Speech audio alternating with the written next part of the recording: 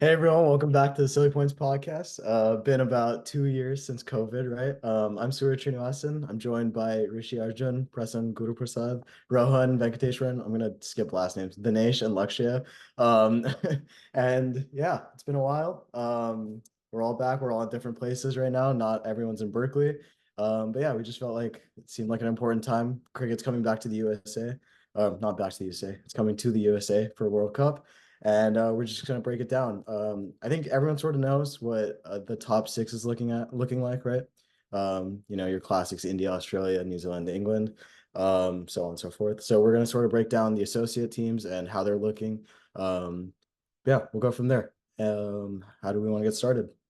Well, some of us graduated Berkeley, but some of us have joined the other side, right, Serge? Yeah.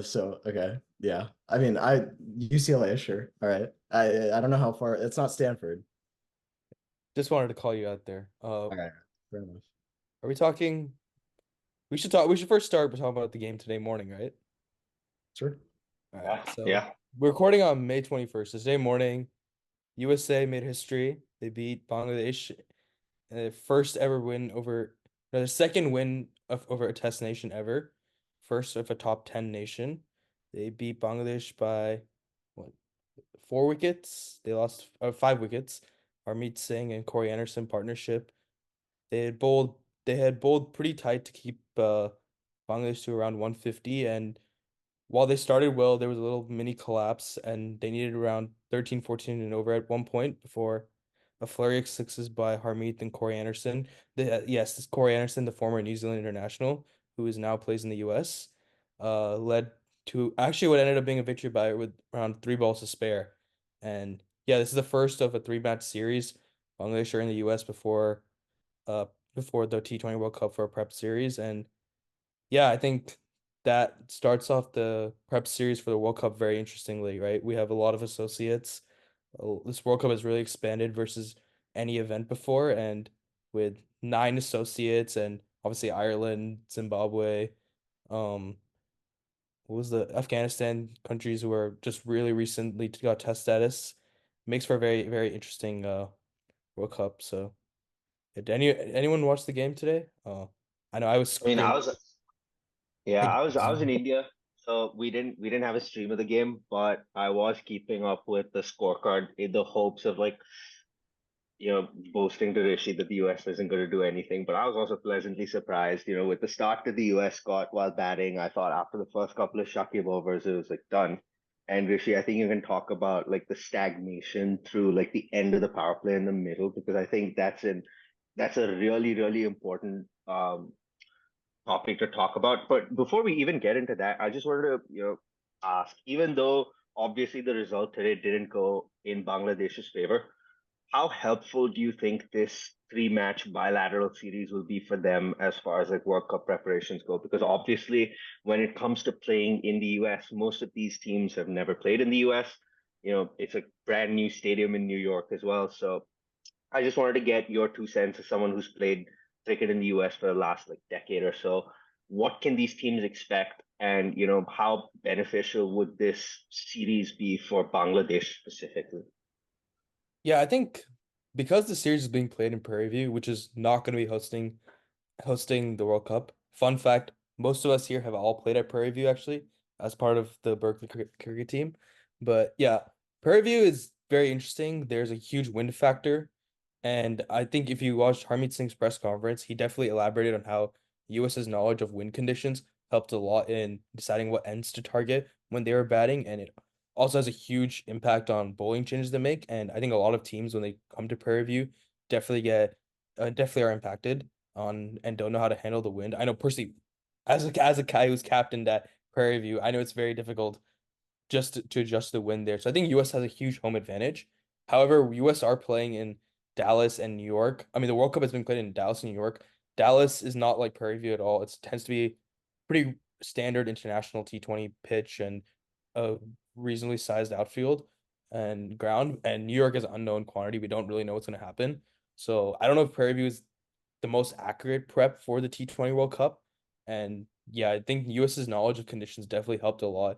I think Harmeet really pointed out in the interview that Mustafizer bowled the tough overs where he bowled against the wind, and those are the overs that they targeted, despite him being he was the bowler I thought would be the most worrying for US because he bowls a lot of cutters onto a very slow wicket and then with the wind factor as well. But they took advantage. I think he went over 40. And I think that's where US basically changed the momentum in those last 5 overs. Well, I want to point I out think, something. yeah. I think what was more impressive about the US's win wasn't just their pacing. Obviously, that's there, and that they played like a much more experienced team than they are, which is obviously partly down to the fact that they have a couple former internationals for other teams or guys who have played in high pressure environments. This is what associates typically lack. But the other thing that was interesting is the players that they were hitting were not actually, Rishi, as you said, they're not scrubs. Mustafizer is a very highly sought after commodity in T20 cricket. It's not as if Bangladesh's other bowlers like Shakib is an excellent bowler. Shoriful Islam is a test match bowler. He's a very, very good player overall. That is a high quality bowling attack. And the United States made him look like amateurs at some points. And you can say, okay, it's because they were working the conditions properly. But the biggest problem with a lot of associates is that they don't have the knowledge to exploit holes when a bowling attack is quality. And they don't know how to do anything regarding, anything beyond just simply trying to put bat on ball and hoping for the best. So what was most interesting, I think, here was that the US is coming for a lot of criticism for taking former internationals instead of homegrown players, but having a couple in the ranks has really, really helped them. Yeah, Yeah, yeah. just to add on, sorry, Sorry. Rishi, I think Shiz went for 9 in his first 2 overs. He picked up both Steven Taylor and Aaron Jones. And Steven Taylor got them off to a decent start, but again, as I'd alluded to earlier, like really slowed down at the end of the power play. And yeah, just 32 in his last couple of overs, mostly courtesy Harmeet Singh, is yeah, did damage his figures quite a bit. And I think this will like really dent his confidence. I mean, he's coming off the back of a great IPL as well. Yeah, I just wanted to, before we move on, I think we've gone into quite a bit of detail about this game. I just wanted to come back on, the middle overs factor and how big a role that'll play in the World Cup as a whole, because I think both teams really struggle to get going in the middle because just by looking at the strike rate of all their batters through the middle, they're all going at like 120, 130 most of the time. Yeah, I think for US, Steven Taylor was excellent with the ball. I mean, yeah, he's known as an opening batsman, but for anyone who follows, he's definitely saved his career by excellent off spinning spells, and which probably has kept his spot in the 11. And he's shown and he has outbowled usually main spinners many times today. They didn't use Nosh Kenjige, who is regarded to be the best spinner in the country. I think he was excellent in the middle overs and yeah, there was definitely a lack of intent by Bangladesh in the middle overs, and US also repeated that. I think they make a grave mistake of picking Aaron Jones in the T20 lineup, but she's a very slow start against spin, and it's not when you're a slow start against spin, there's not a much easier way to attack. Isn't there's not many harder attacks to get it going than an attack against Shakib, and yeah, when he blocks his first 7 balls, I definitely saw the chase had lost a lot of momentum, but thanks to Harmeet and Corey Anderson heroics, it definitely undid it. But yeah, I think US should look at a different middle order option. They have Cheyenne Jahangir, who was very successful in MLC on the bench, but they have kind of put themselves into a pocket by announcing Aaron Jones as vice captain. But yeah, Prairie View is like that. I mean, it's usually slow and spin, so middle overs is easier to control if you have spinners who can take the ball away. US were good in their matchups. The captaincy bowling chains were pretty excellent. They kept Steven Taylor on for the lefties, and then the second he dismissed the lefties, about Harmeet on immediately. So yeah. Yep. I think we've covered a lot of the talking points from today's game, and obviously, there's still 2 games left in the series, so we'll definitely come back at some point to, just debrief the series as a whole. But coming back to just what we were talking about in terms of, how this sets everyone up for the World T20, I think, most of the squads have been announced. There are obviously a couple that we're still waiting for, but I think most of the squads have been announced, and I just wanted to get everyone on this call's take about, who you think is going to be a bit of a surprise package, because obviously heading into any major event, most of the talk is about the big three. And so it would be nice to just get a good overview of like some other teams that our viewers should keep an eye out for.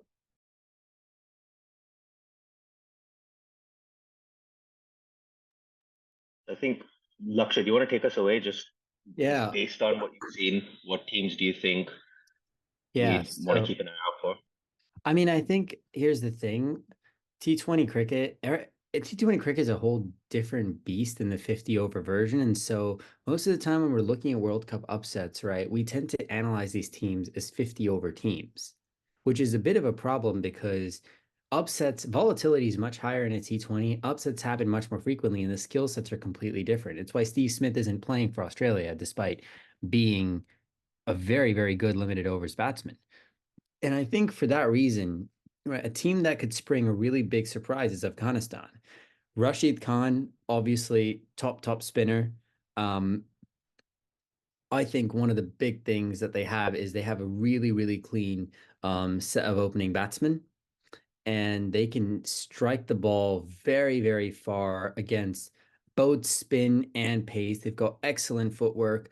They don't get suckered into the traps that most associate batsmen tend to fall into, which is either hopping off to the leg stump against genuine pace, partly out of fear of the ball and partly out of not really being able to pull the ball away from their body properly. And the second thing is, usually when a batsman's good against pace, compensate a little bit by being kind of weak with spin.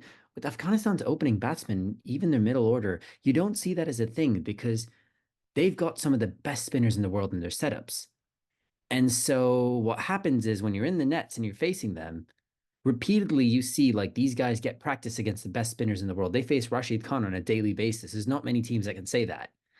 And so given all of that, I think this is a team that could spring a lot of surprises if they don't get overawed by the occasion. I think their performance in the World Cup will actually do them a lot of good, the 50 over World Cup, because they got used to these high pressure situations where you would expect them to put a game away because of a lack of game experience and game management. They couldn't do that. Now, with a T20, you've got less time for someone like Glenn Maxwell to destroy your entire hopes and dreams. But because of that, I think they will do surprisingly well here. And I'm a little bit surprised that more people haven't talked about them as like a serious option. Yeah, I can see Afghanistan is in a group with New Zealand, West Indies, Uganda, and PNG. So I think, yeah, that is a fairly balanced group because on a given day, if someone like a Rashid is able to spin his magic, Afghanistan could easily upset, even New Zealand, West Indies, and then you would fancy them to, be able to take on PNG and Uganda fairly comfortably. Not to take anything away from those guys either. But yeah, that's a great shout, Lux. I think that obviously, especially since a lot of these guys have now been playing across leagues across the world, they have the experience that a lot of associate countries lack. We touched on that with the US as well. Yeah, and I Cool. think like if it's a spinning wicket with their three, they can easily play four quality spinners. They can run through any team in this World Cup. I can easily see them easily beating New Zealand or West Indies. I mean, West Indies, of course, they didn't even qualify out of the qualifying stage in the previous World Cup due to batting failures. And on a slow wicket, I could definitely see Afghanistan even topping that group. Absolutely. And it's important not to get suckered into the big team, little team trap. In T20s, it's very, very different. Lakshay, I missed your British accent.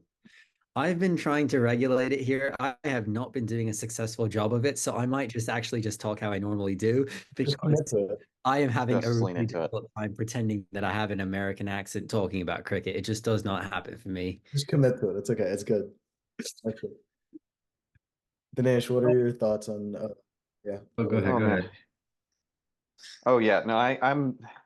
It's interesting. I think Laksha, you're obviously right that so much of what happens on any given day, it can be down to one guy having a really good day in this format, right? We've seen how easily it is for a single player or a single over to change the momentum in a decisive way. Um, all that being said, Group A and Group B do look like the ones where there's most likely to be a decisive split. Anywhere I see Australia and England in the same group, I'm inclined to think, there's going to be some clear favorites going in. The one that stands out to me is pretty open right now is Group D. We were just talking about Bangladesh potentially looking a little bit unsettled their first time on American soil. South Africa's got a bunch of informed players in Group D right now. I mean, Klaassen has been lighting it up lately. Miller's been doing fine. Marco Janssen has been very in demand in T20 cricket lately. So South Africa looks like a comfortable favorite on paper in Group D. Sri Lanka has looked vulnerable at times. It's hard to say. But I do think we might be due for the Netherlands making a deep run here. And I would, if memory serves, they did take down South Africa in the last World Cup alone, courtesy, a couple blitzes from Tom Cooper and Colin It's Ackerman. 2 World Cups, just for the record.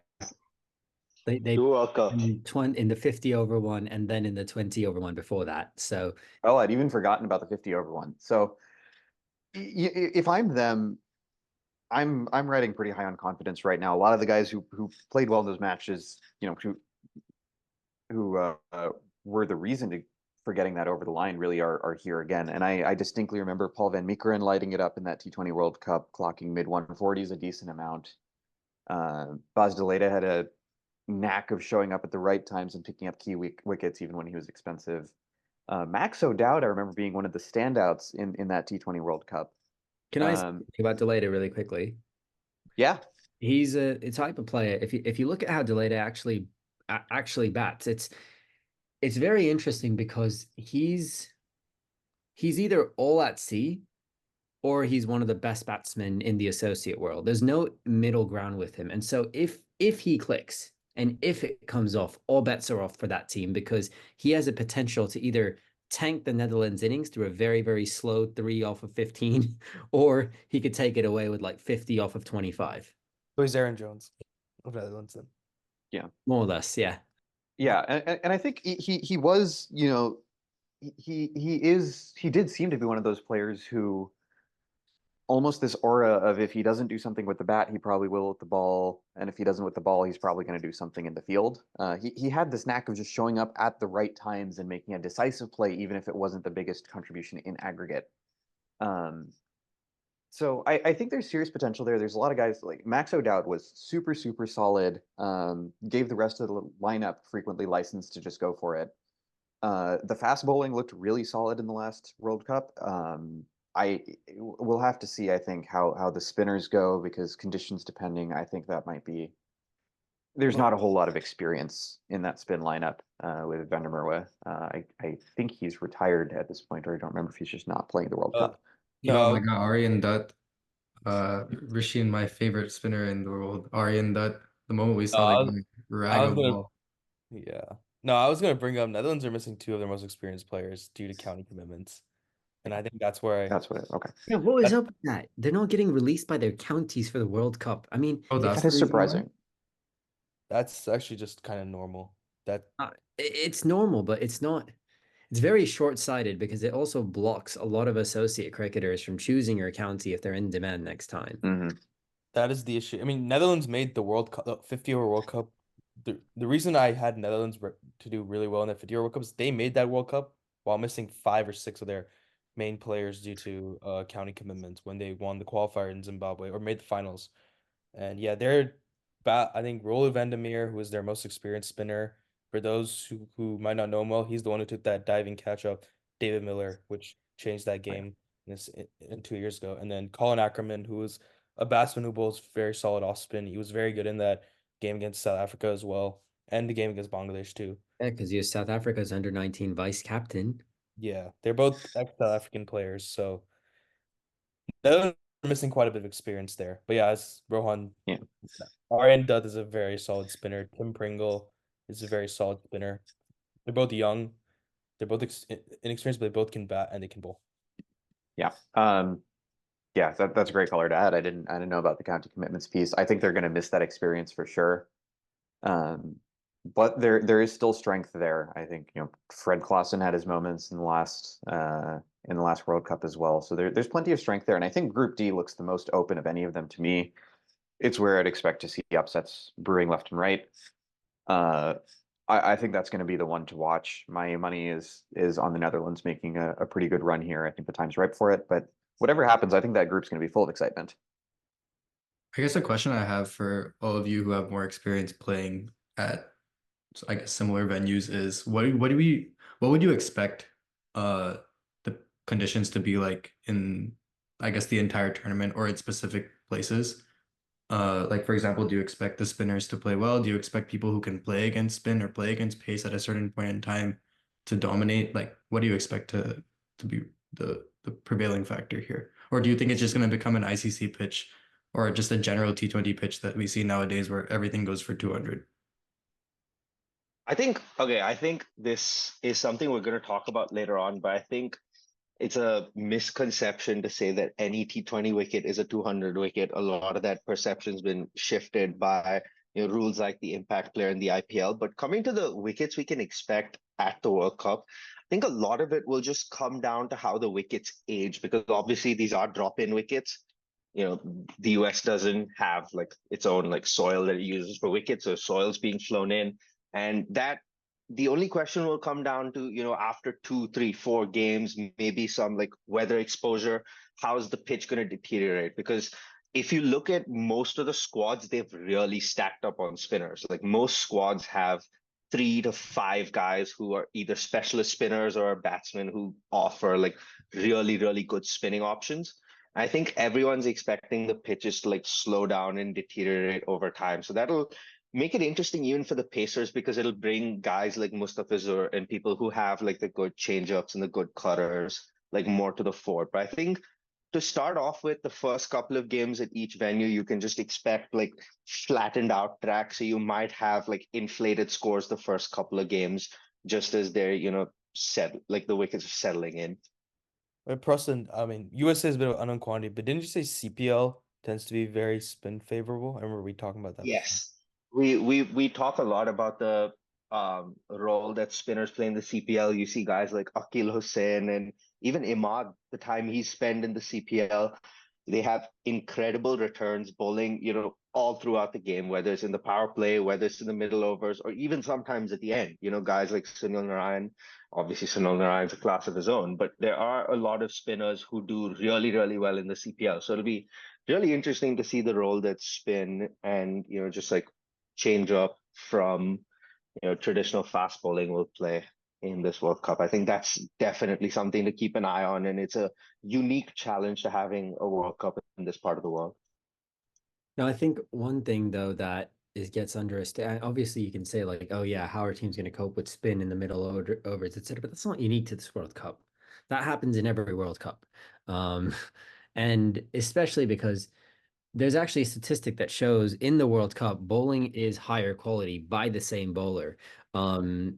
Take pace, for example. So the average pacer bowls about the average pace attack is about 4 miles per hour quicker in the World Cup than they are in regular ODI or bilateral cricket or T20 cricket. And it's partly because the stakes are much higher, players put in a little bit more effort, they train harder. But I think what's interesting here is that absolutely no team, other than the United States and then maybe a couple that have some tour practice, no team is going to have extensive experience here playing in anything like the grounds that are being constructed. Because not only is it a drop in wicket, the grass is very different, the travel is going to be different. And, even things as simple as trying to take catches looking up at the sky with different levels of not just a cloud cover, also just sometimes when the sun gets low in the sky or high, it gets especially hard in some of these states and in some of these grounds. I think the biggest thing will be early on in the tournament, you're going to see a lot of dropped catches. You're going to see a lot of misfields, and you're going to see a lot of batsmen probably take advantage of the bowlers, or bowlers take advantage of the batsmen. It's going to be very lopsided one way, I think, before teams start to figure out just what's happening and level it up. And my money is on the batsmen making hay early in the tournament and then the bowlers clawing it back. Yeah, I think that's a great shout. And if no one has anything else to add on that, I think we can move on to the next team to look at. Rishi, we were discussing this before the podcast. I really want to get Rishi on this because his take is very, very interesting. Yeah, I kept switching around to this. I think Dinesh brought up I also wanted to go with Group D. That is being known as a group of death, I think. But I mean the group I'm most interested in, I think most as since most of us I'd say are Indian Americans, we were all looking at the group that has India and USA in it. Everyone's been really so that group is India, Pakistan, USA, Canada, Ireland. So you get two very famous rivalries there with India, Pakistan, which is a game that I've been hearing about tickets being sold for the last 3 months, and nobody seems to know whether they actually have the tickets. And I've heard ticket prices being more expensive than my entire net worth. And then USA Canada, which is the oldest rivalry, but there's a fifth team in there that people seem to be forgetting about. That's Ireland. Ireland is kind of the country that got me interested in associate cricket when I was a kid. He's hearing about obviously that crazy Kevin O'Brien innings, and then every World Cup they seem to be upsetting someone, and Ireland have looked really, really solid in this entire T20 World Cup build-up. They were very poor in the 2021 World T20. And then if you remember, right after that, they came to the US. They lost a T20, which is USA's first ever win in a full member. And then they went and completely revamped their T20 team. And then in 2022, they put up a very impressive performance. They were the only team that beat the world champions of that year, England. And I think they look really good again this year. Andy Balbirnie, Paul Sterling, Harry Tector, Lorcan Tucker. It's a really solid batting lineup. Curtis Camphor, George Dockrell. They've got quite a bit. I was going to ask Rashid, that last World Cup was Josh Little and Curtis Camphor's breakthrough, right? That was Yes, pretty Curtis much, yeah. Curtis Remember Camphor that being the story hat-trick of the. against New Zealand, I believe. And I think they bowled really well against England. And yeah, since then Josh Little's got picked up in IPL. I was disappointed to see Josh Little not get too many IPL games, even though he nearly ripped apart RCB in a stunning collapse. But yeah, I think Ireland look really, really good. They beat Pakistan in the first T. They just played a series against Pakistan. They beat Pakistan in the first T20. And they lost the next two pretty easily, but they were missing Josh Little due to IPL commitments, and they were a bit lethargic in the field. And it definitely could have been easily 2-1 on their favor.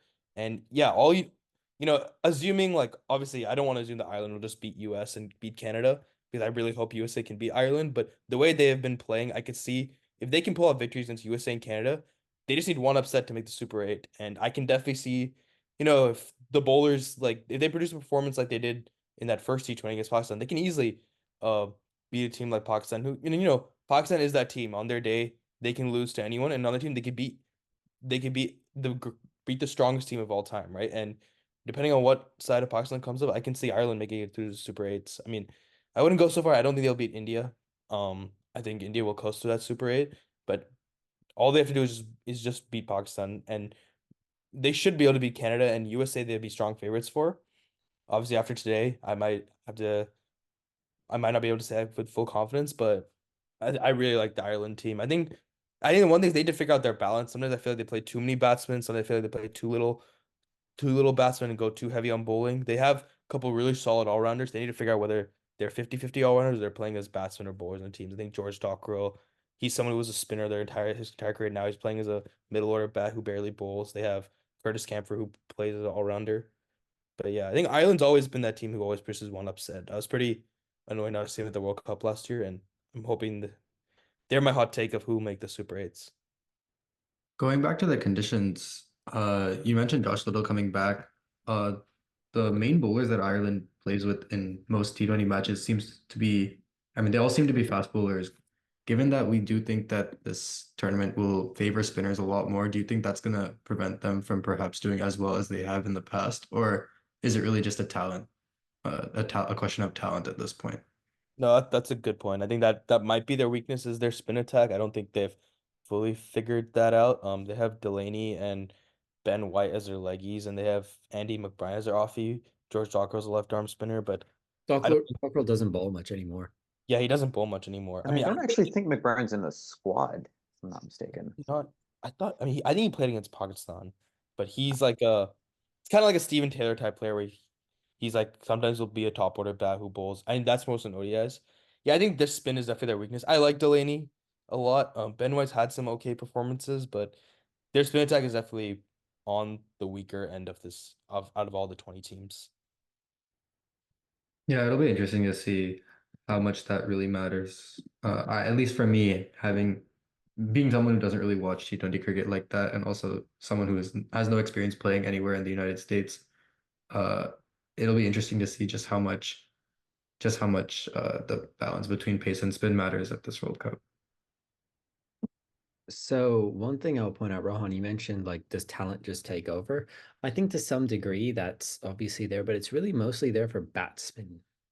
And if it's not there for batsmen, then usually it's there for ultra fast bowlers. But beyond that, it's very difficult for talent to take over in T20s, especially because it's in the World Cup, everyone is like in these top teams, everyone is of a very high skill level. So it really comes, these guys are all used to facing 130 clicks very regularly. So unless you're giving something that you just don't have, which no one in Ireland really does, it's really difficult to say like that their talent level will take over. I mean, I could say maybe 5 players in this tournament who really have game breaking ability to take over any game anywhere. And I don't think Ireland have a single one or even someone who's close to it. Yeah, that makes a lot of sense. So it'll just It's probably be a team effort of sorts rather than banking George, on. do you have a I don't question? fully Sorry. disagree, but now I want to know who your 5 are. Okay. We'll come back to that. We'll come back to that. I think Suraj had a question. No, it's good. But yeah, if Rowan, if you want to take over, sort of talk about which team you think is going to be dark horse in this tournament, yeah, go for it. Oh, for sure. Yeah, as I said, I don't have too much. I don't follow T20 cricket as closely as perhaps the other formats, but I was looking at Sri Lanka's squad and them being in Group D. Uh, I definitely feel like they have the propensity to do somewhat well. I think it really just depends on whether their batting is good. They're also in a similar position where, besides Hasaranga and Tikshana, I do think the rest of their attack is going to be pacers, whether it's Madhushanka, Chamira, Patirana. The other thing is they'll probably have one of Patirana, so one of those three or Tushara, Nuwan Tushara, sitting on the bench because they'll need to accommodate either Angelo Matthews or Dasun Shanaka as one of their all-rounders. All of them are pacers other than the other two, or other than the two spinners who are very, very good spinners for what it's worth. Although it could be argued that Deekshana isn't even a spinner. So I do think that if their batting uh, is up to par, they can play really well in this tournament. Because again, in Group D, it really does seems like other than South Africa, the rest of the matches are all up for grabs. And I'm a pretty big fan of the Sri Lankan team, especially the bowling. But yeah, I think they have a chance for sure to make it to the Super 8s. Is the Sri Lankan T20 batting lineup similar to their ODI batting lineup? Because I was decently impressed by their batting lineup in the ODI team. Yeah, Nissan. so I was looking at it. It seems so though they've played 3 series this year in T20s. One is against Zimbabwe, one against Bangladesh, and one against Afghanistan. So they haven't played against great competition, but for what I've figured out, it does seem to be Nisanka, like Kushal Mendes, Samara Wickrama, Asalanka are guaranteed in the top 6. Matthews played a lot of games, and then they have like for the last spot either Kamindu Mendes or Dhananjaya De Silva or Dasun Shanaka. So He just that announced retirement actually after the World Cup. sorry. Angelo Matthews literally today, like a few hours ago, said he'll retire after this World Cup. So then probably he'll play is what I'm guessing. He did play, I think, most of the T20s against those 3 teams that I remembered. They've had 3-match series. So again, like it's kind of shaky. Uh I don't think that the top 4 is particularly amazing, but they can definitely play well. They all have some sort of pedigree. Yeah, yeah, their bowling attack is definitely very solid. I mean, you have 4 out 5 bowlers. They're all in IPL teams now, right?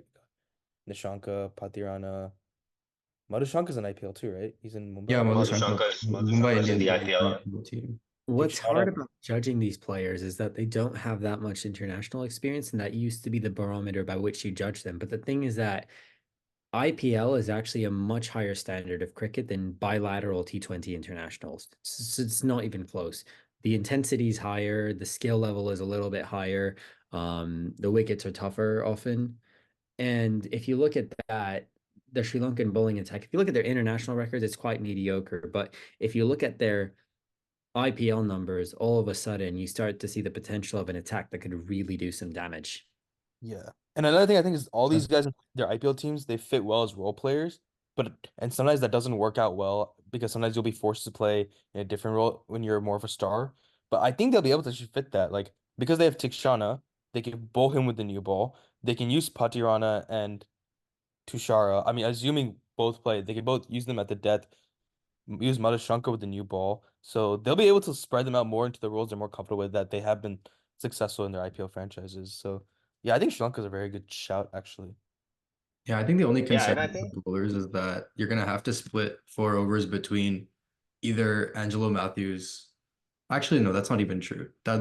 Your sixth and seventh bowlers would be Matthews and Shanaka. The presumption is that Hasaranga, Tikshana, Madhushanka, Patirana, and then either Chamira or Tushar would take the 20 overs.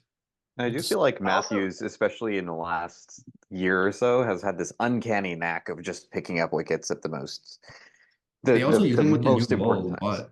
Yeah, Yeah, he's I mean he's not, as quick as he was at one point, but he's crafty. Like Yeah. the guy he, can he be an gets the X ball to factor with the move. ball. Yeah. He gets the ball to move both ways. He has some nice variations. I think that's great. I also think, you know, for all that we said, we're like a little shaky about their batting lineup. I think they have a good balance of guys who can like really gun the power play. You have like the Nisankas and the Pereiras, and then you also have guys who can, come in and keep the scoreboard ticking through the middle. I mean, Matthews is like so experienced. He will figure out how to, make the most. He'll be able to adapt to the conditions very well. I think they have like a decent balance. They're definitely worth looking out for, especially with that bowling attack. Now that I actually looked at it on paper for the first time, I think that might be one of the better bowling attacks in the tournament outside of, India, England, Australia, Pakistan. Yeah, for sure. Going back to Louis, I feel like Sri Lanka uses Matthews a similar way to where Afghanistan uses Omarzai as a bowler, where they both go and bowl some overs up front. If usually they're not bowling more than 2 or 3 overs, but if they're able to gain value out of those, they've done their job. Yep. I think, Ron, you have anything else to add about Sri Lanka? Anyone else to look out for in that squad? Otherwise, Surge, you can hear your take as well. I'm not entirely sure if you want my take. As someone who watches just Test cricket and maybe the occasional like playoff IPL game, I think we started talking about this. RCB are in the playoffs. Yeah, Woohoo! that was actually an insane game. That was so fun to watch. Yeah, Rishi and Preston, you're probably super happy. but- Salakam they are. Well, let me put it to you, Suraj. If given that, Huh.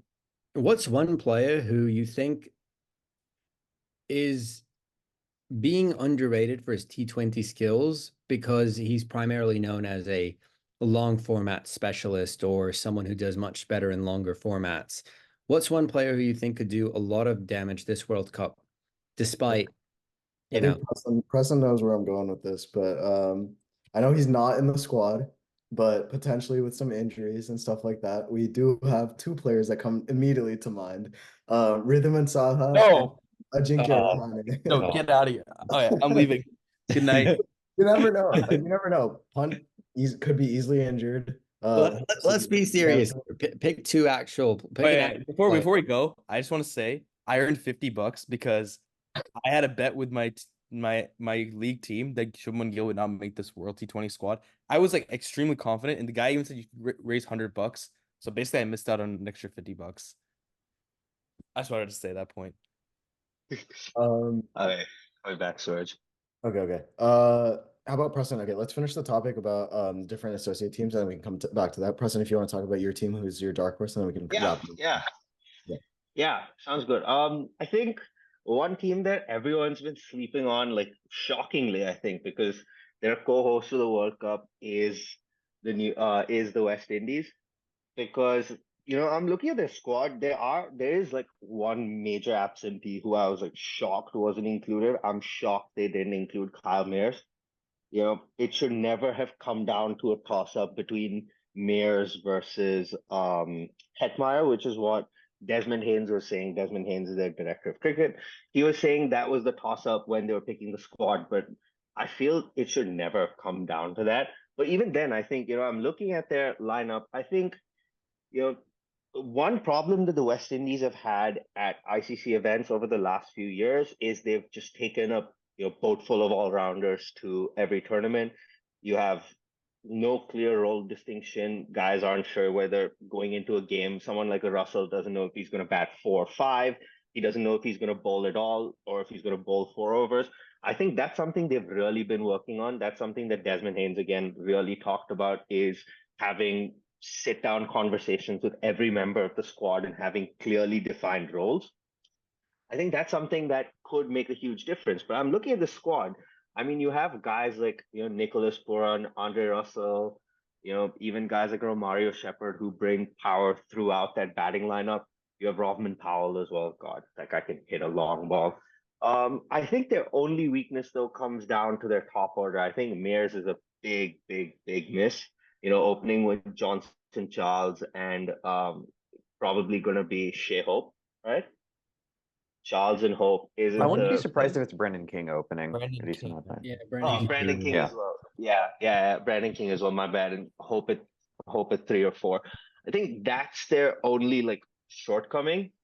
Yeah. But other than that, I think they have like really good depth. They have some really good spinners in Akil Hussain and Gudakesh Moti. I don't know if both of them will play at the same time, but again, Shankara. they're both there. Yeah. Oh, shout out Shankara, who really, really loves Gudakesh Moti as well. But yeah, Rohan saying in chat that they have a bit of an issue with their pace attack, and I think more than anything else is just the experience. They have got Shamar Joseph in there to pair up with Alzari. He's not played any T20 internationals, so that's a big, big move from them. But understandable, he bowled some fantastic spells in Australia, and I So, love the guy, so I can. go Actually, on. Lakshay, you go Yeah, ahead, yeah. and I'll So chime one in. thing about the West Indies, right, is that the reason that they don't know their roles a lot of the time is because that squad doesn't play together. They don't play together until the tournament comes because the West Indies made a conscious decision, and an understandable one, many years ago that if we forced our players to pick between IPL/franchise cricket and the actual bilateral/international cricket, they're always going to pick franchise cricket because it pays the bills. So the corollary to that is you get some incredibly developed cricketers who get experience that they wouldn't elsewhere, which is why the West Indies were so good in 2012 and 16 in winning the World Cup. But the counterpoint to that is they don't have to find roles. And this is where the issue comes in, right? Like I'll give you an example. Kyle Mayers probably hit one of the nicest sixes I have ever seen in my life in the game against Australia. I think the last Over cover, right? I think Like right off the before back foot, extra cover over drive cover. for 6, back Yeah, foot. Matthew yeah. Wade tried it again in the second innings and it went nowhere. It was a clunk shot to extra cover. But point is, right, that's a player who actually fulfills multiple roles. He's a seam bowling all-rounder, so that also helps patch the role of what happens if my second spinner goes for a second pacer goes for a lot of runs and I need a medium pacer. But if you don't get your players playing together, you're not going to get this type of role definition. Then you're left with choices like, do I take Kyle Mayers? Do I take, the other guys? And it's really kind of a false choice. But you can't make those decisions until you see them all play together, and the West Indies will never get that. I think that would not be a problem with most teams. I think that's where T20 cricket is going. I think bilateral cricket's going. But I think a problem I was just gonna say that. Yeah. I was also gonna ask about whether or not the shift towards, franchise cricket ruling, basically deciding everything about whether like the way a squad gets selected for this, is leading to more teams sort of evolving into this issue. Well, I think that's not going to be an issue for a lot of teams because a lot of teams have these players have very specialized roles. But I think West Indies have this problem because everyone's a freaking all rounder. Everyone's either a keeper or they're an all rounder. Like there isn't that many specialists. Like when I look at Rowan, you said like a perspective 11, so I'm just gonna read it out just out of interest. Brandon King, okay, he's a specialist bat. Shea Hope, he's a keeper. This is Robin Powell, Robin Powell, batting all round. He can bowl though. Yeah, So we batting can all consider rounder. him maybe all Quran, rounder. keeper. Rutherford, I think he bowls as well, and he's bats. Russell, all rounder. Holder, all rounder. Shepherd, all rounder. Hossein, all rounder. Modi, I think is a specialist. Alzari is a bowler, but he can also bat a bit. But then it's hard to fit all those players in the lineup. And I remember last time they had Kyle Mayers opening the batting, opening the bowling.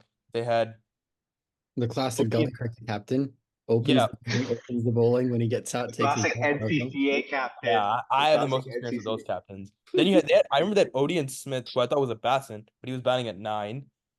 and they had Holder batting at 6, but is he? I was like, wait, isn't he the best bowler in the team? Like they have all these roles that are undefined because these players will play different roles in the franchise cricket, and they'll try to accommodate all of that into the international team. And that's why I think it will let West Indies down in this World Cup as well. That's my like take. I don't know if West Indies are Yeah, dog.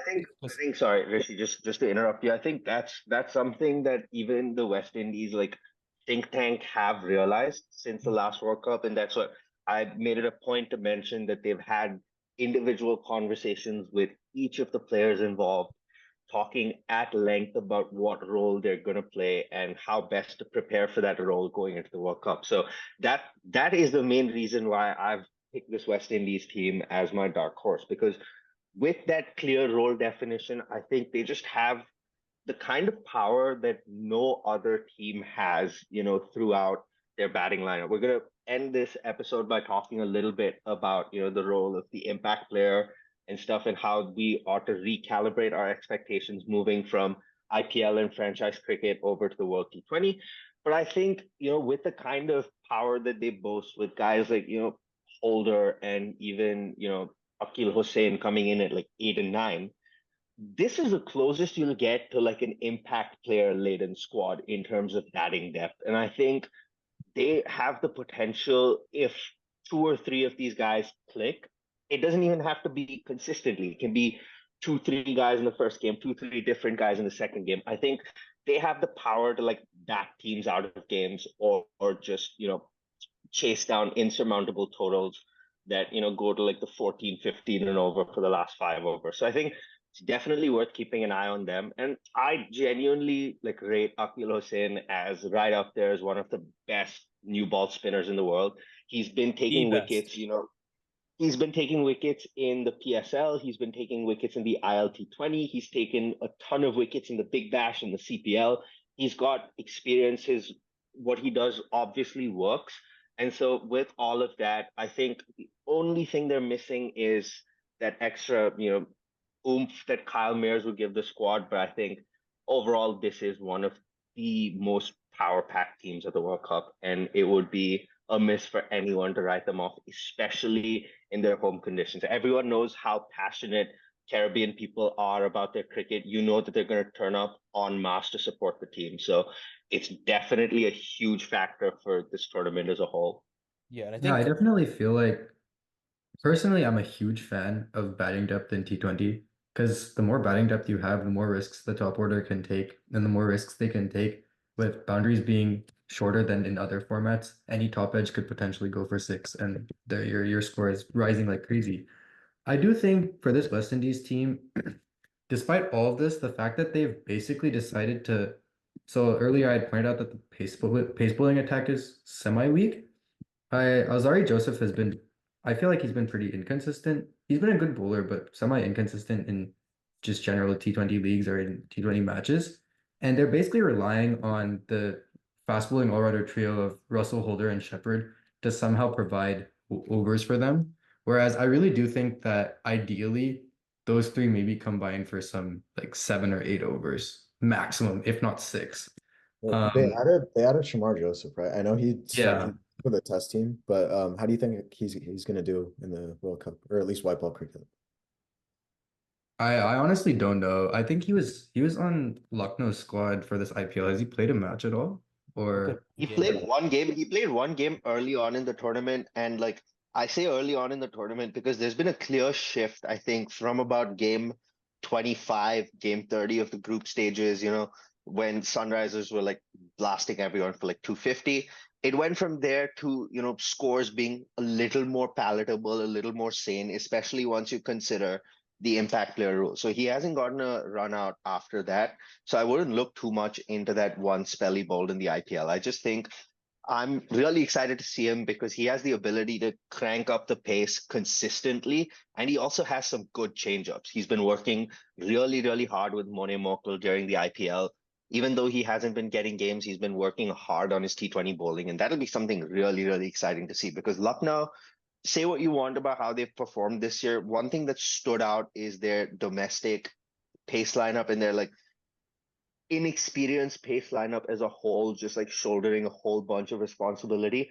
that comes down to the work that Mokel, Langer, and the coaching staff have done with them, both in between the last 2 seasons of the IPL as well as through this edition of the tournament. So all that considered, if Shamar gets a couple of games, it'll be very, very interesting to see how he does. And I think, with the kind of batting that they have, if they don't play both Moti and Akil Hussain, it'll be, there could be room in the squad for him. They I could think Shamar also has to play. even drop, so they could drop a Shepherd or someone Yeah, like that, or Shepherd or even a a bat, Rutherford or honestly, for someone. Shamar, because then you would still have Alzari and Hossein and Alzari batting at 8 and 9, which is pretty absurd Yeah, for any team.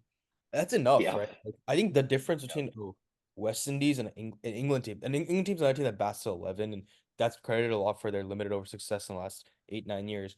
But it's just because England bowlers just tend to be good batsmen. It's not, but they're still the best bowlers in the country. Like you got Chris Stokes, Adil Rashid, Liam Plunkett before. Sam Curran. Chris These Brooks guys is Sam are Curran. they're these all guys are around naturally the best. player. These guys are the best bowlers. I feel like West Indies pick their bowlers based off batting ability, and I think that's the problem. Yeah, like if Do you really need the you second know what- pacer in your team is a unproven guy who's never played a T20 before, I and feel but like I, it's just as something. But I just do think I'm a little bit less about this because you're getting the power play overs very reliably out of Akil Hussain, who's a guy who doesn't need conventionally spin friendly conditions to be effective, like the changeups he's got with the new ball. So I'm a little bit less worried, and I think Russell is reliably good for a couple of overs. Again, just that knack of picking up a key wicket when it matters. So I think the conditions are going to matter here for this team for sure. But I do think Akil Hussain might be the glue that's holding it together. I think like they just need to be smart in who they pick. Like, is Romario Shepherd playing because is he in the top 5 bowlers in the West Indies, or is he playing because he can hit a couple sixes at the end? If it's the latter answer, then I don't think he should be in the team. And it should be Shamar Joseph, if they consider Shamar Joseph to be the better bowler, because they have Well, batting I will depth. point out something though. It's obviously you don't want to pick a team of 11 batsmen, but at some point this also becomes about marginal gain. The question is, how deep do you expect to be needing to bat in a tournament? Because if you think you're going to need to bat very deep, the argument goes it's actually good to pick a lot of all-rounders because the wicket's the leveling factor. It brings the bowlers more, it helps raise the ability of all bowlers. And then you really want to pick extra batting because you never really know when you may need it. But if the wickets are super batting friendly, then the theory goes maybe you don't need to pick 11 all-rounders because, well, they're not going to get to bat. So that's the real question, right? Because it's really hard, just to be clear, it's very hard to add 12 runs of value above like an average bowler. It's much harder than people think. The only reason that this becomes a concern is because normally you don't expect the number 9 to bat in a T20. Yeah, exactly. I mean, I think West Indies are basically the opposite of India, where India is like dying to have a couple top order batsmen who can bowl. West Indies, I feel, just need a little bit more specialization in their roles. I think this is a good point to sort of segue into impact player, right? Because in terms of depth of batting, if you guys are good to move on, but yeah, I think impact player has been sort of probably it'll be good to get your guys' take on this, but the reason we're having 200 plus scores, right, very high scores, on the regular this past IPL, how much do you think that impact player has influenced that?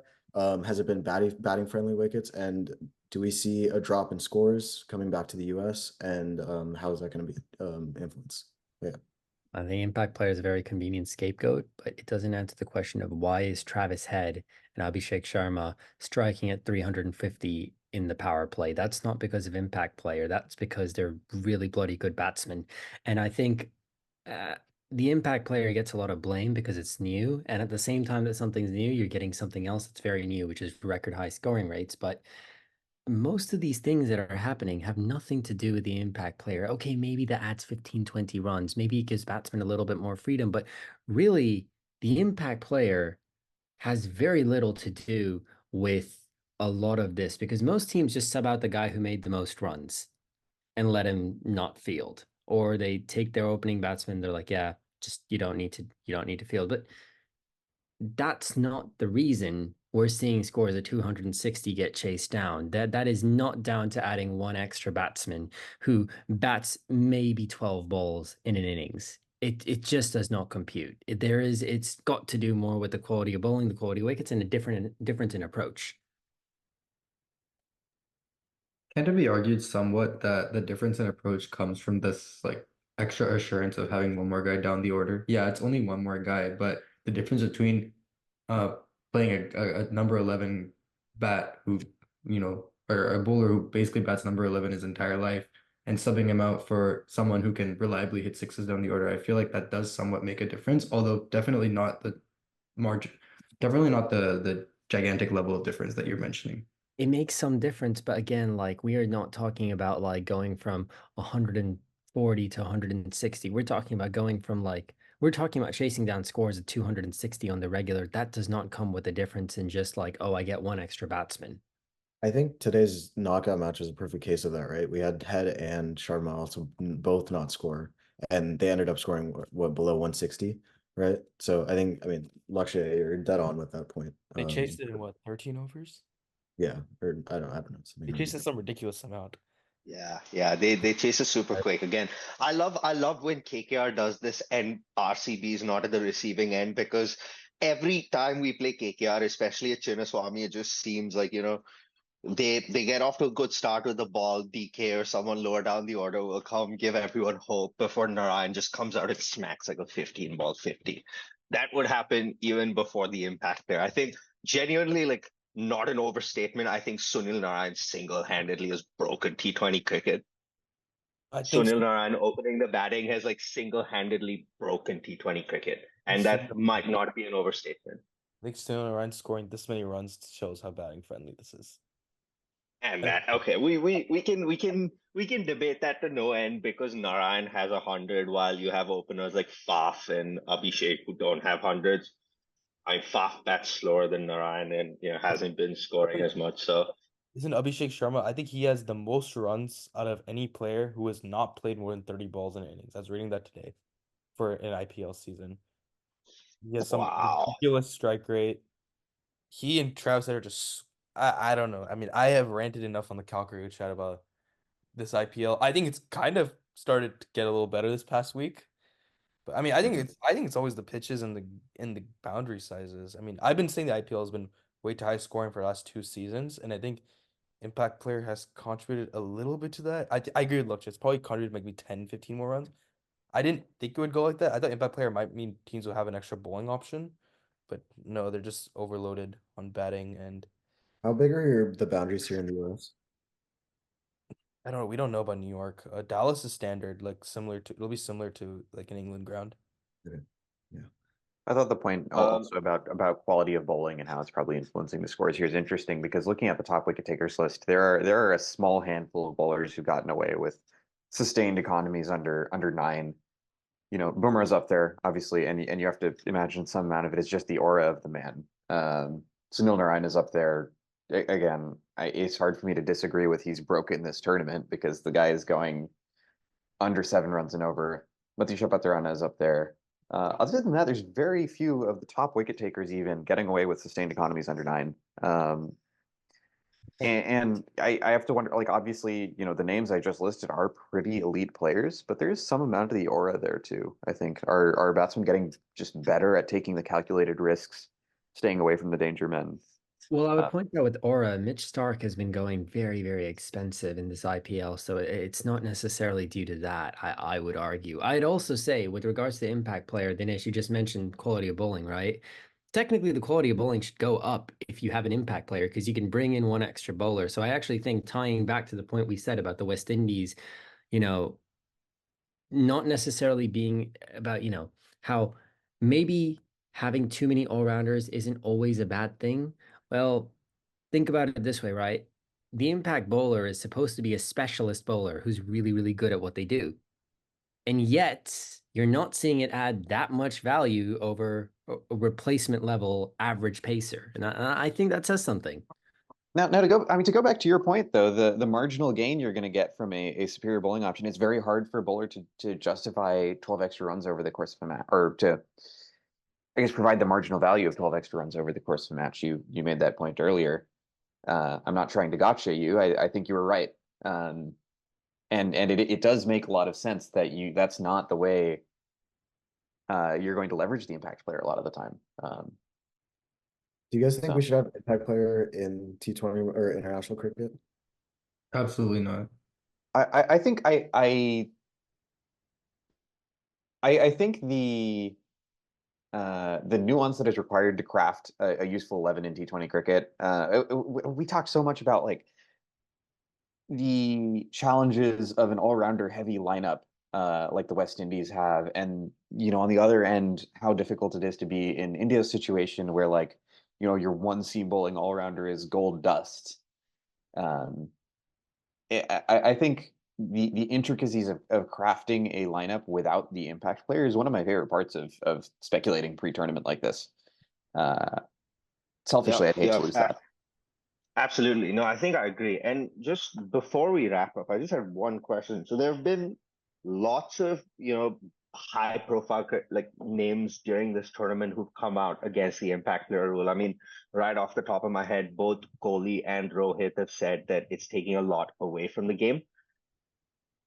You also have to factor in that it brings a huge entertainment value. And so in terms of balancing it, does anyone have any suggestions as to how the impact player rule can be amended going forward? Because I had a couple of ideas. I, for one, think if you're impact subbing a batsman in the first innings, you shouldn't be able to sub out someone who's already batted. But if you want that extra batsman, you need to sub out a bowler to get that extra batsman. I think adding that extra layer of jeopardy, because obviously, it's not a bowler's game. I like the idea of bringing on a bowler in the second innings for someone who's already batted. But if you're bringing on an extra batsman in the first innings, I'm very pro that there should be someone who hasn't batted, who needs to get subbed out. So you essentially lose a bowling option by doing that. Rustin, congratulations. You've just invented the concept of the super sub. It was introduced in 2005. Wait, you're lying to me. Sometimes old is gold, man. Yeah, this was definitely before 4 of us were watching cricket. Yeah, dude, luckily, I was 4 years old in 2005, man. Cut me some slack. I was 8. I still remember it. You just invented You watched cricket in 2008. the idea that you could bring in someone, but they would take over the place completely, batting and bowling, instead of having one guy not bat and then bowl, right? Like that idea is just called the super sub. The ICC trialed it out and then they abandoned it because they got way too much backlash from all the countries, and they were like, what the hell is this? We don't want it. The IPL did it. IPL has a little bit more clout and a little bit more leeway than the ICC did at that time, but yeah. Isn't this rule, like, it sounds good on paper, but isn't it going to be just too blurred? Like, what defines a bowler and a batsman, right? Like, I see, like, Travis said get impact subbed out, right? But you could say he's a bowler too, right? He technically bowls. So wouldn't the definitions get blurred here? It gets down to the match referee and implementation. What happens is it's like concussion substitutes, right? Like for like player. But even then you get into debates. Like Justin Langer got really mad when India substituted Jadeja with Chahal. Right. And so it comes down to the match referee's judgment, and it gets to some embarrassing situations sometimes if you do that. When Bangladesh had two guys get a concussion playing India, they had to have a spinner act as a specialist batsman because they didn't have another specialist batsman. Right. So is he just banned from bowling? Yeah, he just couldn't bowl. They said you can't have him bowl no matter what. And that's weird, right? Because normally you can bring on any batsman to bowl part-timers because it's not very good. But the match referee specifically said you cannot bring what was it? Mehdi Hassan onto bowl. He can only bat. Yeah, I feel like that rule sounds good on concept, but it's just gonna get It's too difficult to implement. Yeah. Anyway, that's a discussion for another time. If nobody has anything else, thank you everyone for watching. Suraj, you wanna take us away? It was super nice being back with everyone. It's been a long time. Good to see all your faces. Make sure you guys like and subscribe. I don't know if that still works or not, but yeah, it's good to be back. We'll be coming out with a few more episodes soon, about various different topics. And yeah, Do we still have access to the account? I gotta double check. That's loud. Okay, if we're ending, go RCB. Isala Cup Namde. All right, stop talking. You know. And USA to beat Bangladesh, and then I will donate more money to Cal Cricket.